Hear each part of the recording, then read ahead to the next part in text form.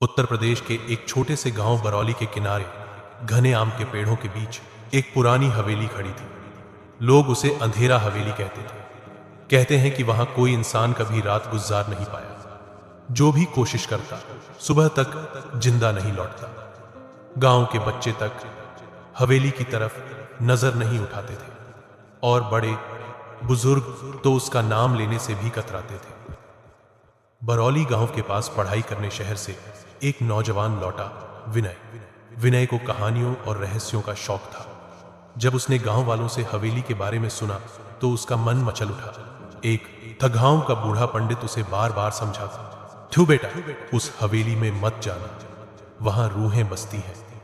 आधी रात को औरत के रोने की आवाजें आती हैं। दीवारों पर खून की बूंदें टपकती हैं। जिसने भी वहां कदम रखा उसकी लाश अगले दिन श्मशान घाट में मिली।" लेकिन विनय पर तो जैसे जुनून सवार था। वह सच्चाई जानना चाहता था। एक शाम विनय अपने दोस्त अजय के साथ हवेली पहुंचा। सूरज ढल रहा था। टूटी फूटी दीवारें, जाले से भरे खिड़की, दरवाजे और सन्नाटा सब कुछ डर पैदा कर रहा था। दरवाजा धकेलते ही चर्र की आवाज आई, मानो सदियों से वह किसी इंसान का इंतजार कर रहा हो। डाही का अंदर घुप अंधेरा था। लालटेन की मध्यम रोशनी में टूटी मूर्तियां, बिखरी किताबें और दीवार पर काले धब्बे साफ दिख रहे थे। आधी रात होते होते अचानक हवेली में चूड़ियों की छनक सुनाई दी। दोनों दोस्तों का कलेजा मुंह को आ गया। आवाज ऊपर की मंजिल से आ रही थी। अजय कांपते हुए बोला, "ठ्यो विनय, चलो यहां से निकलते हैं।" विनय जिद पर अड्डा था। उसने कहा, "नहीं, जब तक सच्चाई सामने ना आ जाए मैं नहीं जाऊंगा।" सीढ़ियां चढ़ते ही सामने से एक परछाई गुजरी, एक औरत की। उसने लाल साड़ी पहन रखी थी, बाल खुले थे और उसके पैर जमीन को छू ही नहीं रहे थे। दोनों की सांसें थम गई। अचानक वो औरत मुड़ी। उसका चेहरा देखकर अजय बेहोश हो गया। चेहरा इंसान का नहीं बल्कि जली हुई खोपड़ी जैसा था। आंखों से आग जैसी लाल रोशनी निकल रही थी। तो विनय बमुश्किल डर को दबाकर वहीं खड़ा रह गया। औरत ने धीमी आवाज में कहा, क्यों आए हो यहां? ये हवेली तुम्हारी नहीं।" अगली सुबह गांव में चर्चा फैल गई कि हवेली से चीखने चिल्लाने की आवाजें आई। अजय तो डर के मारे बीमार पड़ गया, लेकिन विनय और जानना चाहता था। उसने गांव के सबसे बूढ़े आदमी ठाकुर रामनिवास से हवेली का इतिहास पूछा। ठाकुर ने बताया, यह हवेली 100 साल पुरानी है। इसे जमींदार जगदीश सिंह ने बनवाया था। जमींदार क्रूर और लालची था। उसने एक गरीब लड़की राधा से जबरदस्ती ब्याह किया। राधा उसे कभी दिल से स्वीकार नहीं कर पाई।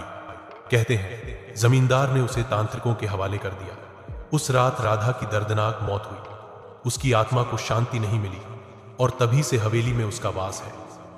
विनय ने तय किया कि वह राधा की आत्मा को मुक्त करेगा। उसने पास के कस्बे से एक तांत्रिक बुलाया। तांत्रिक ने हवेली में पूजा शुरू की। तो मध्यरात्रि को अचानक तेज आंधी चली। हवेली की खिड़कियां अपने आप खुलने लगी।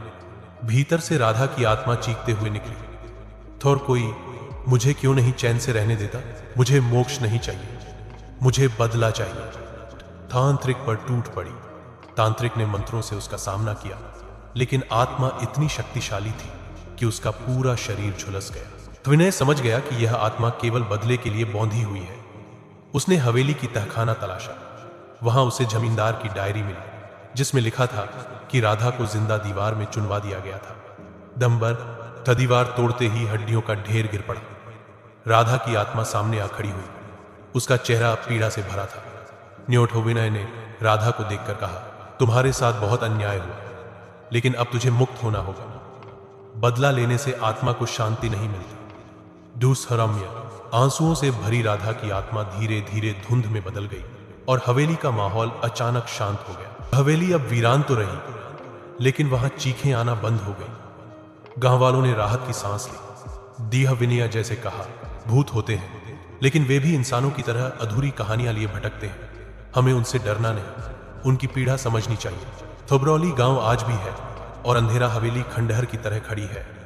लोग कहते हैं कि अमावस्या की रात वहां एक परछाई अब भी दिखाई देती है, जो हवेली के आंगन में दीपक जलाती है।